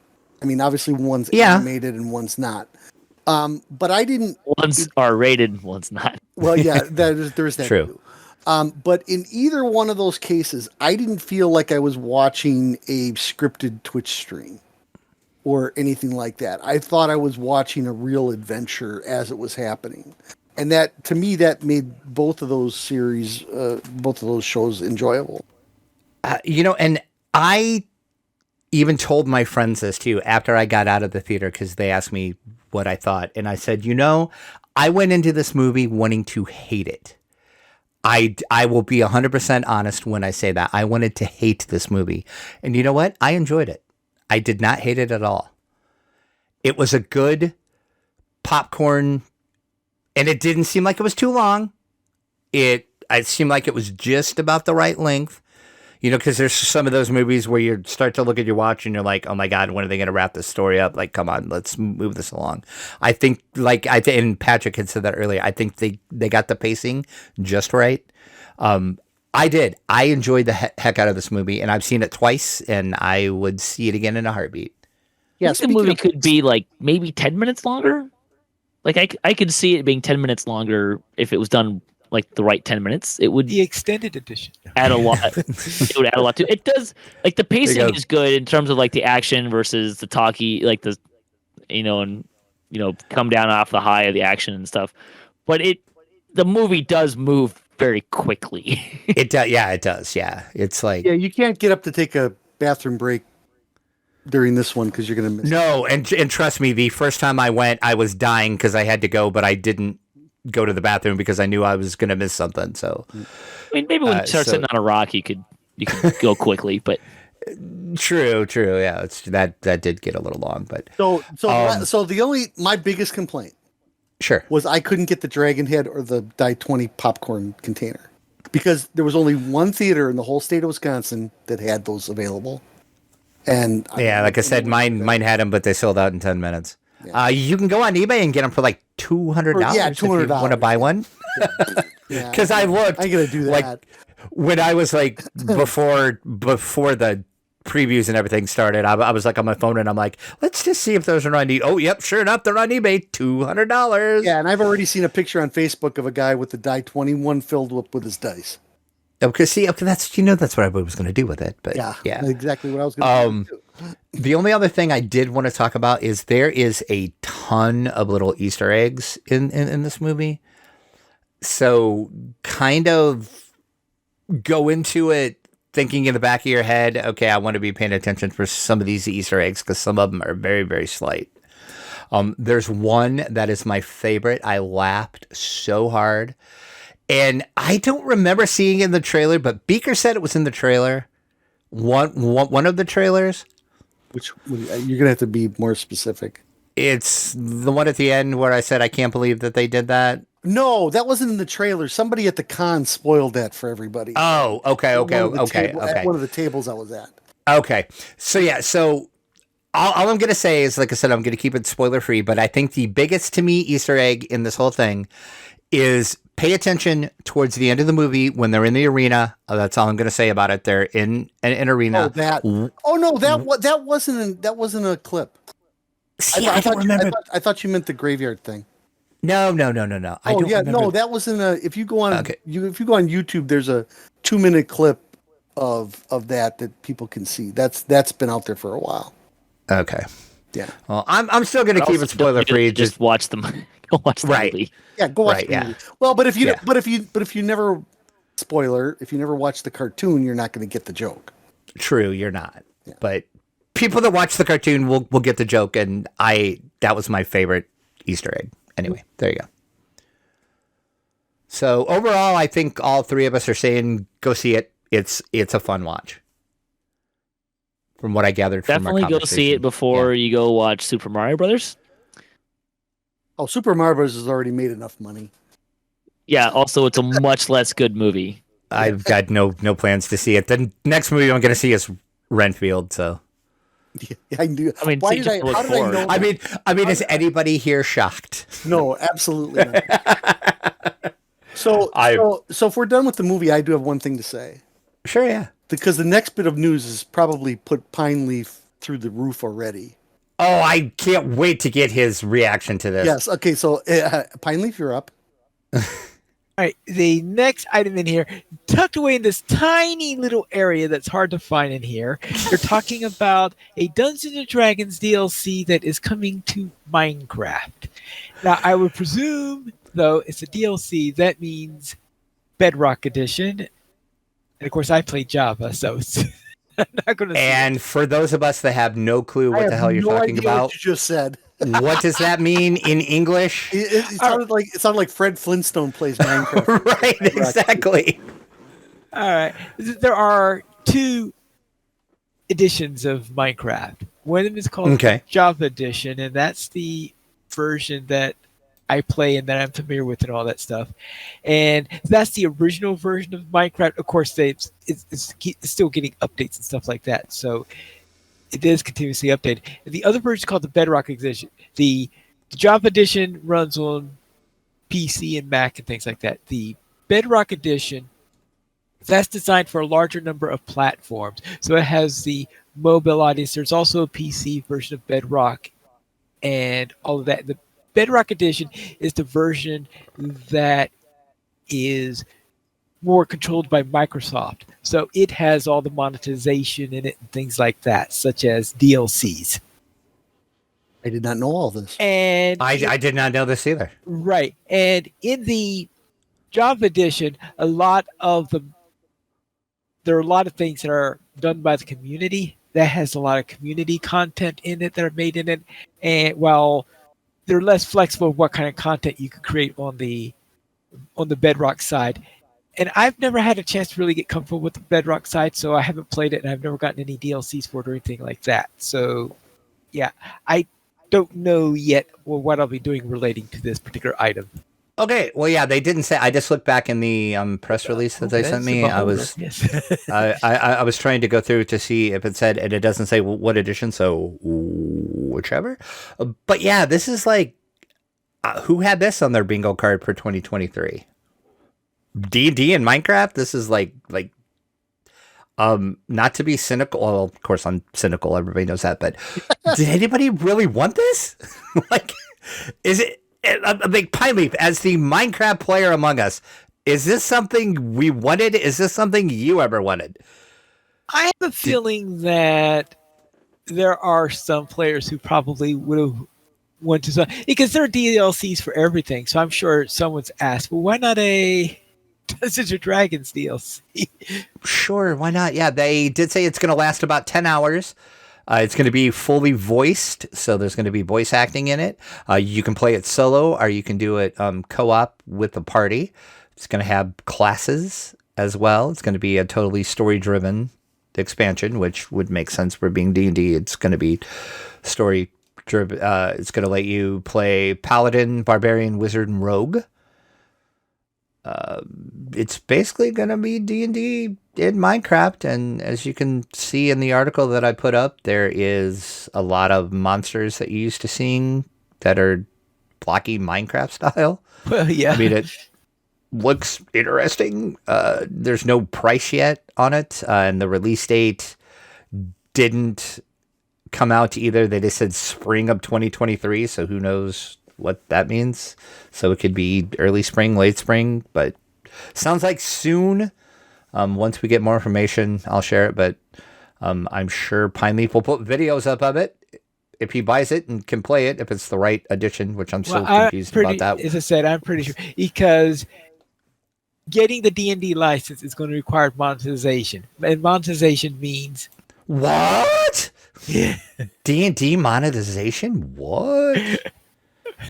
What are you talking about, Pine Leaf? I thought we've had these rants earlier. I know not what of you speak of. Oh yeah, this will be heavily monetized, and I'm sure there'll be add-ons upon add-ons upon add-ons. I'm sure there'll be DLCs to the DLC. Yes. Oh, I'm sure there will be too. Oh, you want to play that? Sure, we'll give you that for $10. Anyway, there you go. So if you were clamoring for Minecraft in your D&D to mix, your prayers have been answered. I mean, with the movie, D&D is gonna be like the untapped IP to throw in things. Like, how long until we start seeing Lego D&D? Yeah. Which I'm shocked there isn't a Lego D&D already. Yeah. Legos are in a rut right now. They canceled the next Lego Batman movie, I heard. And Really? Yeah. They Oh, I didn't hear that. Yeah. Oh. Well, let's see. I mean, I could have seen Lego D&D before I could see Minecraft D&D, but here we are. The thing that I really wonder how come it hasn't happened yet is there's a card game series called Legendary. Mm-hmm. And the original version of Legendary was for Marvel. And then they came up with Legendary Encounters, which has other worlds in it, like Aliens. They had James Bond. They've had X-Files, Buffy the Vampire Slayer. So my question is, why hasn't there been one for Dungeons and Dragons? Because I think that was to be such a beautiful fit for Legendary. But it would actually. And it's just because most of the ones that Dungeons and Dragons has been played with, like for example the Crossfire one, which they turned into it, had a D&D versions for that. I didn't like the Crossfire system, so I didn't enjoy Dragonfire because as a result of that. But the Legendary one, the only reason why I don't have more Legendary games is because they're always seeming to be about products I don't go into all that much. Right. I only own one Legendary, and I'll give you one guess on which one it is. Well, let's see. Something to do with vampires. Yeah. Buffy. I would think. Of course. Buffy, of course. Yes. You even had to think about that, Pine Lane? Yes. I am disappointed in you, sir. I was thinking of an even darker Dracula one, but they don't have a Legendary. Okay. Yeah, no. Of course, Buffy. Ooh, yes. if they had Legendary Dracula, yes, please. Make it happen, Upper Deck. I think Upper Deck still owns the license for that. I think it's Upper Deck. Yeah, I think it's Upper Deck. Yes. Let's into our week in gaming.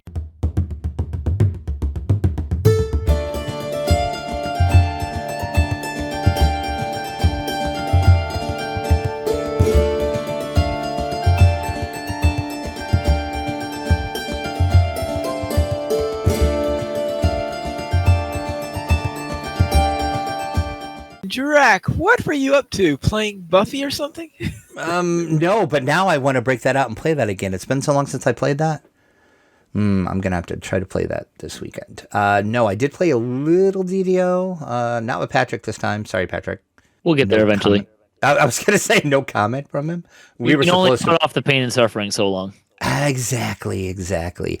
But I did play a little bit over on Kyber. I'm playing with Saphira and Beavis. We're doing Reaper 1. My ranger that I was playing with, I reincarnated it into a Dark Hunter. Again, nobody here is surprised at that thing.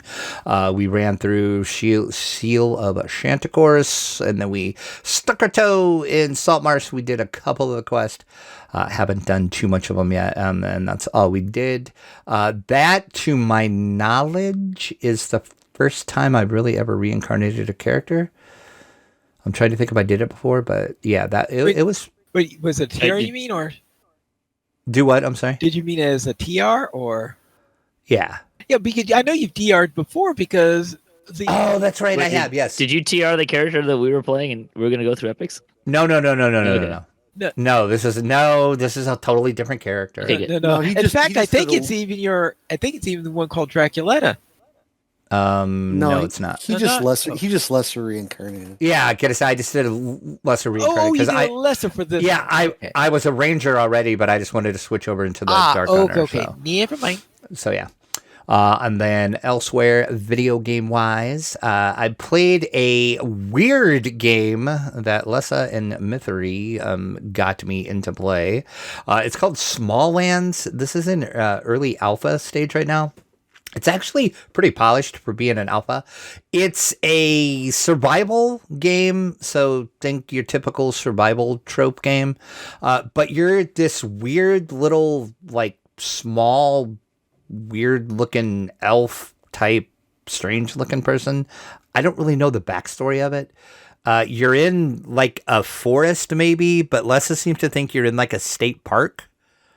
But you're totally small, so everything is like giant to you. And we were running around and we found this park bench, and this park bench was like, it took us forever to climb this park bench because it was huge to us because we're like little small people. It's pretty weird. I enjoy it though. It's a weird take on the survival game because if there's a storm, storms will kill you. Any water that's sitting around will kill you. Fun fact, I found that out right after Lessa told me, oh yeah, by the way, don't go into any water because you can't swim. And then she's like, how did you die? And I'm like, because I went to the water. And she's like, I just told you not to go into the... I said, yeah, I know, but I had to go into the water to see if you were lying to me. She wasn't lying. Fun fact, I died. That's interesting. So, yeah. That you can't swim at all? No, you can't swim at all. That's rather weird. Because, like, I don't know, like, in theory how big you are, but I just know you're super tiny. Like, everything to you is huge. Because one of the animals, monsters, whatever, that you have to fight is, like, a bee. And, like, bees are ginormous. They're, like, the size of, like, jets. Like, passenger planes. They're huge. Flies are huge. Ants are huge. Ants will attack you. They're like 4 times your size. It's crazy. It's if you're familiar with like the game Grounded, which I've never played Grounded, but it's kind of the same concept. You're like really tiny in like a regular world and everything is like super big. Kind of like Honey, I Shrunk the Kids. You can kind of think of it like that.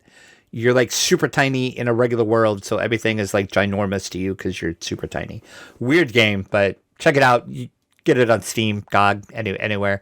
I said it's early alpha, so take that in consideration, but it's pretty polished for being early alpha. Then the only... What gets me is those alpha?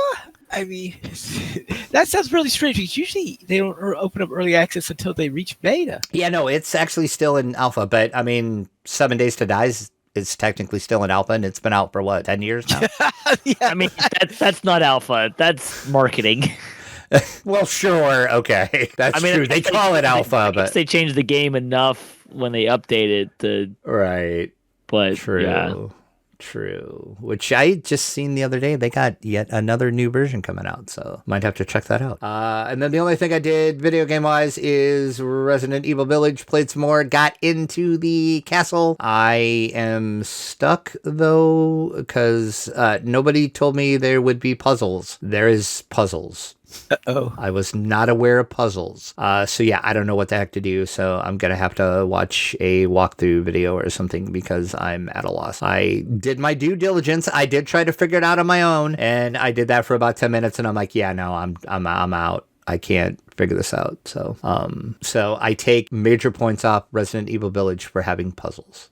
Oops. I just want to kill vampires and see Lady Damascue is all I want to see in Resident Evil. I don't want puzzles, but here we are. So that was my week. Finally, what about you? All right, I will begin with DDO, where I was playing my Storm Singer, and I had reached level 9, and I was deciding, all right, what am I going to do in order to reach level 10? And then I remembered Brendel, so I went over to there and ran all the quests in that area and reached level 10 just about the time I was doing the last quest. So that all timed out to be pretty good on there. So I thought, let's go over and head for Ravenloft. I went to Ravenloft, went into the Mist, ran Death House, and the one with the windmill in there.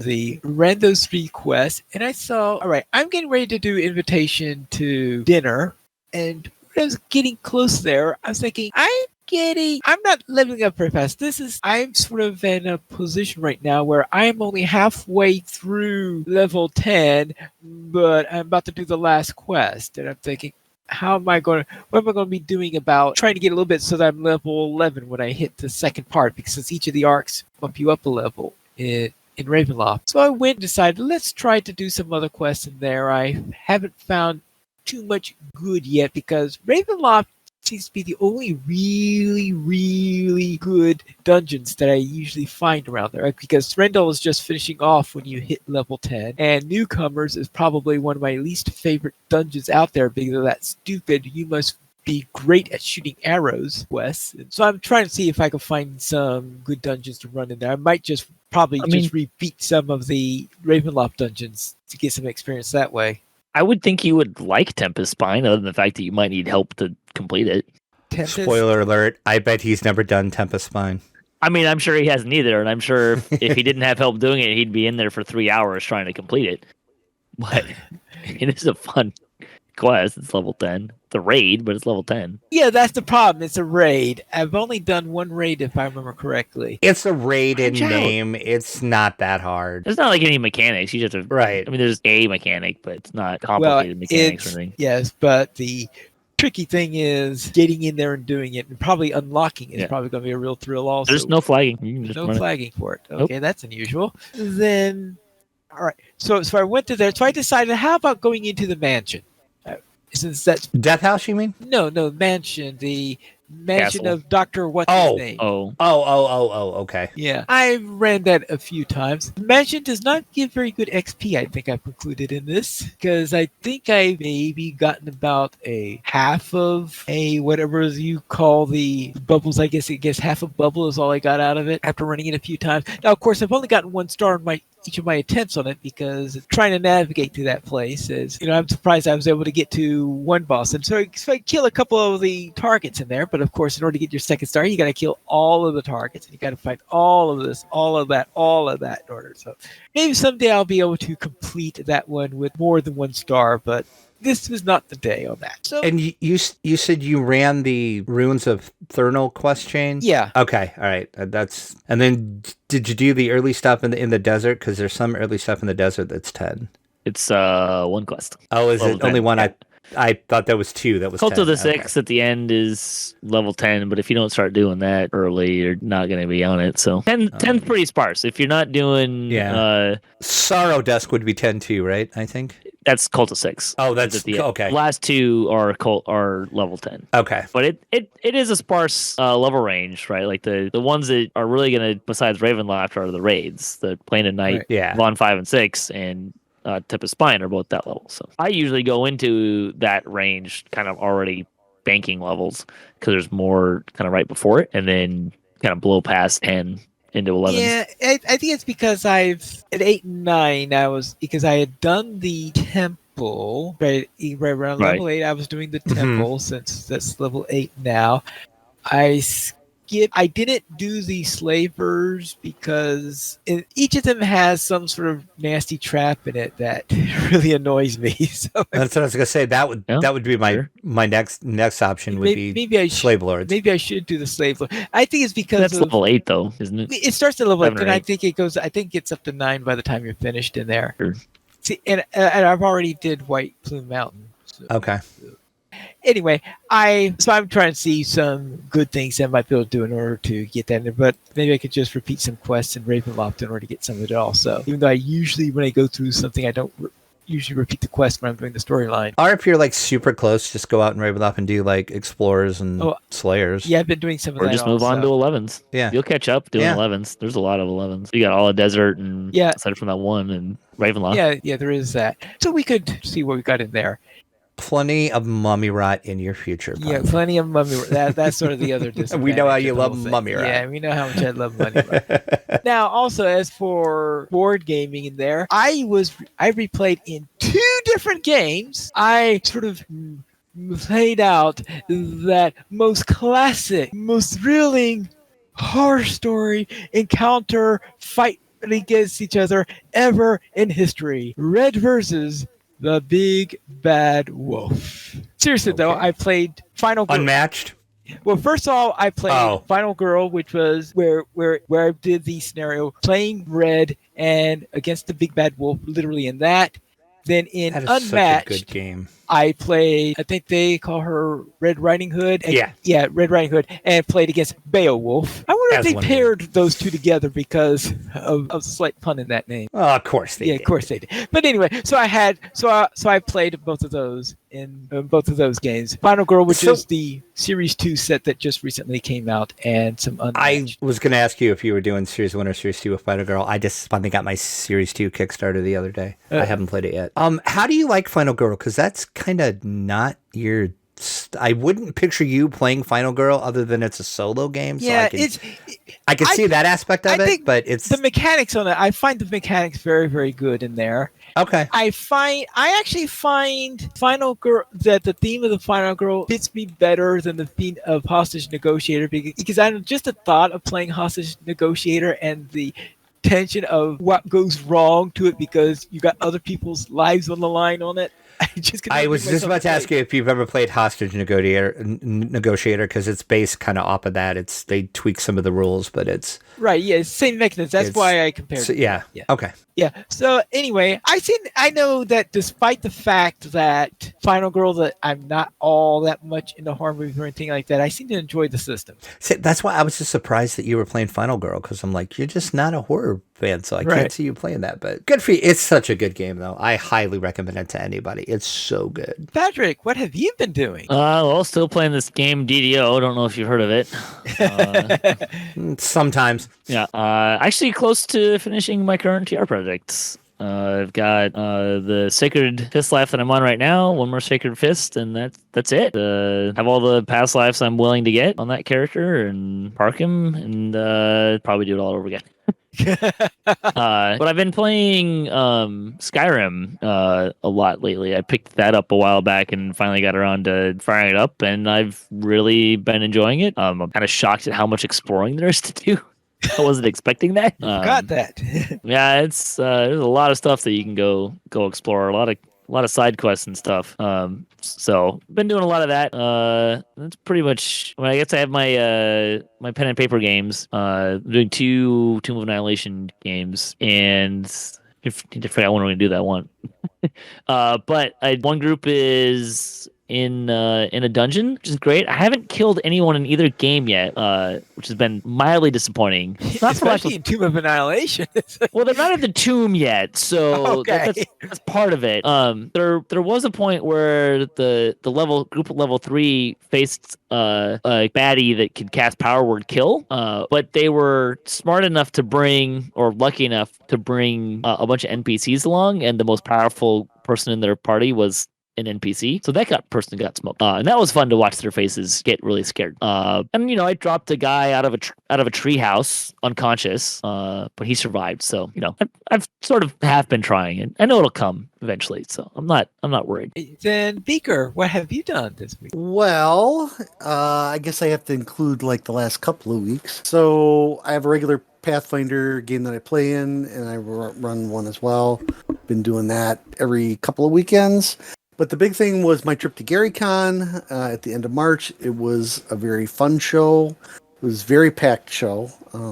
Got a little bit of con crud coming out of it. I had a little bit of a sore throat. I think I can attribute that to the airflow in the hotel room. But did see a lot of cool things at the show. Drac, I was going to ask you, Dungeons and Dragons Onslaught. Have you looked at that yet? Yes, I have. I have it, as a matter of fact. Oh, because we picked it up. That's great. You'll love it. A couple of guys from my gaming group picked it up. We're going to be playing that. Great. I watched the guys play the Conan board game for a couple of hours. They offered to buy me a beer, so I'm like, hey, shit, I'll stick around. And free beer? Heck yeah. Free beer and watching guys play a board game? Hell yeah. No, but I played several first edition games. I played a chainmail game, believe it or not. Chainmail. Chainmail, for those of you. Okay. Now, are you talking the original version of Chainmail or the version that came out in the 70s? No, actually, I guess oh wait, the 80s. No, yeah, this would have been Gary's version of a modified version of Gary's Chainmail. Okay, that you then mean the version that came out that they based the original D&D rules on? Correct. Yeah. Okay. Yep. Played that. Played the One Ring game. Played some Old School Essentials. Couple thoughts of that. Had a good time. I got to see a bunch of my old friends, and I recommend that con. If you want to go to a convention that is fun and you get to play a lot of games and it's not monetized, we'll use that word again. This is a really fun show. The only thing I bought some coffee. I bought there was a company called Smuggler Coffee that was there. I bought the Tomb of Decaffeination pack of coffee, and I forget what the other one's called. And then I bought Mutant Crawl Classics from Goodwin Games. I bought a copy of that. I didn't really spend a lot of money in the vendor area, but they were running tons of demos for Onslaught. So, if you have not played it yet, you'll love it. No, It probably won't be till next month. The guys So are reading fun. up, It's the so guys are good. reading up on the rules right now, but yeah, it looks like it's pretty enjoyable. So Yeah, and it plays pretty fast. It's pretty fast little skirmish game. So yeah, it's great. Did you go to Good Gary times. Con last year?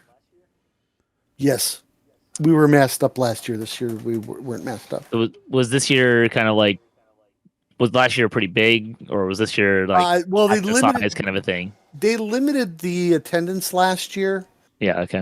because of COVID, Right. because they had to stay within the boundaries of the law rules for the county. Sure. But not this year. In fact, I was talking to Drac a little bit before the show how we need more games run at GaryCon because the attendance is going nowhere but straight up, and if you want to get in games and you want to get a hotel room on site, you got to be first in line for those things. It's not hard to do, but you can't wait an hour or two or three. You got to sign up when things go live, and if you don't, you're going to be a couple miles from the show. But Kind of sounds like Gen Con. yeah, Gen Con Light. Gen Con Light. They There you clearly go. made like spiked gaming, right? Like, All right. no, but this is more of a gaming con though, where I think Gen Con has become more commercial. Oh, it is. Yeah, this is 100% it is. Yeah, I mean, in fact, some of the rooms, I may have to get a hearing aid for next year because some of the rooms were so loud. There were so many people in some of the rooms, just having a good time and laughing and screaming Oh. and crying and So is Gary Con what Gen Con used to be like then? Like the original Gen Con back when Gary was running it?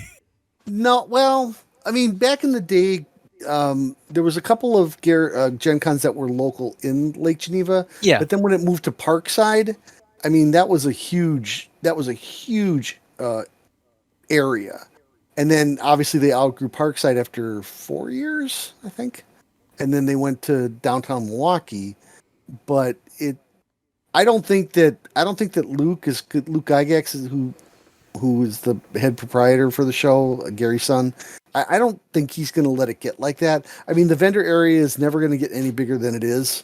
And it's already the biggest room at the resort. But, we'll see. I mean, I can't believe that more people aren't going to be there next year. It's just such a popular show just for going and having a good time gaming. And there were celebrities there. Drac can tell you about his little fan obsession with one of the people that I saw. But Yeah. but I saw the Big Show from WWE was there playing at a table. Big guy. Vince Vaughn. I saw Vince a couple of times. He's walking around with who's the other guy, Drac?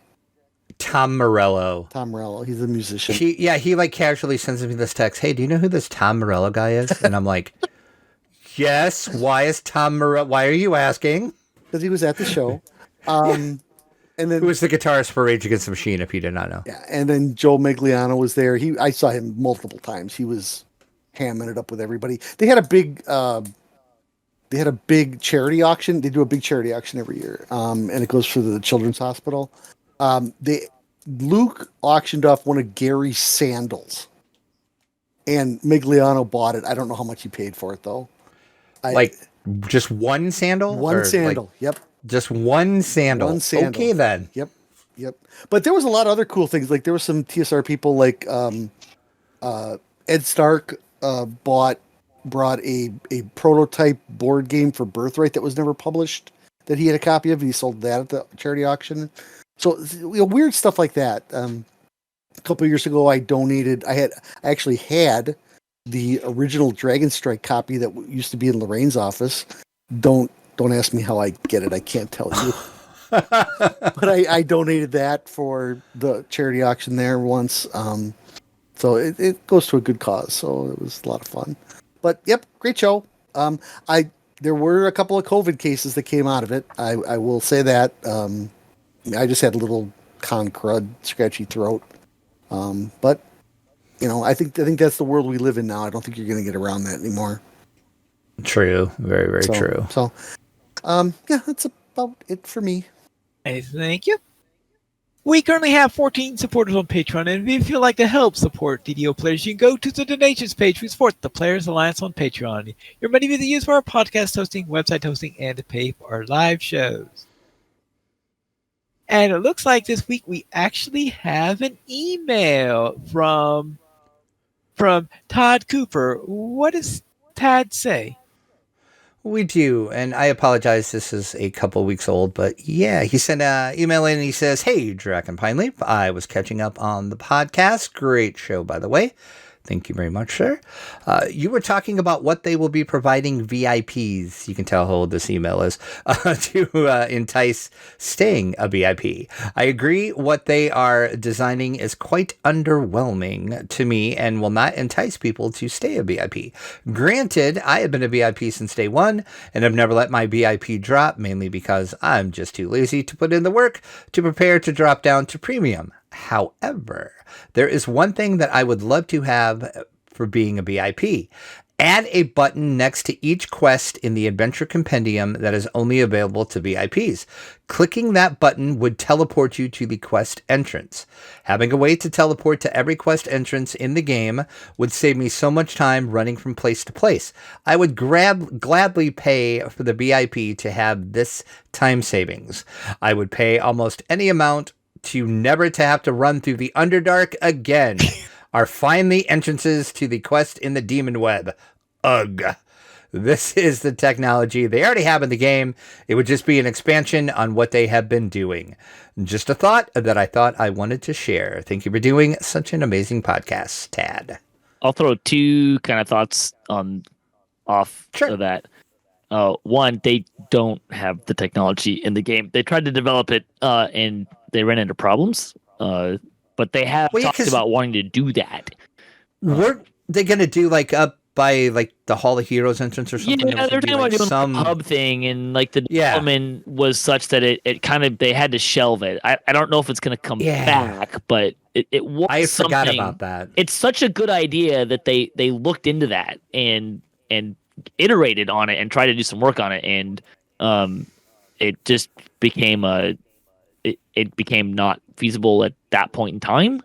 Like I said, I don't know if it's going to come back or if it's just something that's lost to the ether.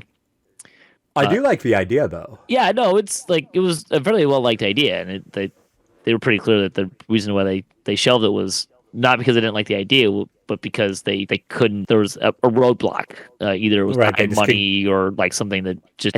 I want to say there might have even been like a performance issue problem, or like there was issues with getting it to work. That's the long story short. The other part of the stuff that they released, I wish I saw more people kind of commenting on like differentiating between the system and the rewards. A lot of people, and I think rightfully so, were very critical of the rewards they proposed. But as I was on the show, yes. Right. No, and there's really good reasons. Like 10% fletching for like what was like 8 months. Like really? Like what? Right. No. Right. That's you can do better. Exactly. Like they can do better. But the system itself, I think is a solid system. Like the idea of having a pyramiding or building rewards, however you want to put it, is a solid idea, and I think actually would be a great addition to VIPs. It's just the rewards were lousy, and I think I saw mostly people focusing on the rewards and calling the system out as being a terrible system because the rewards. Oh, definitely, 100%. But I think the system is actually a solid system. They just need to give better rewards. Makes sense. If you would like to send us an email, you can send it to podcast@ddoplayers.com. And we have 2 live shows here at Players Alliance each week. On Wednesdays at 7 p.m. U.S. Eastern Time, we have DDO Players News. But when's the last time we actually had a show starting at 7 p.m. on Wednesday? Finally, that is semantics, sir. I mean, you can blame me on this one. It was me that, True. West Coast can't, gets home at the time we started. So this one was supposed to be at 7 on a Wednesday for the first time in God knows how long because I suck at being a human being in life. But yes. But then you wanted being a human being in life and brought me on the show and had to move the time. So. See, exactly. Yeah. Oh, well. It's fine. And on Saturdays at 8:30 p.m. Eastern Time, we have Loach Players News. You guys join us for our shows at ddoplayers.com/live. And that is all for tonight. And this is Pilot Needles reminding you to quest responsibly.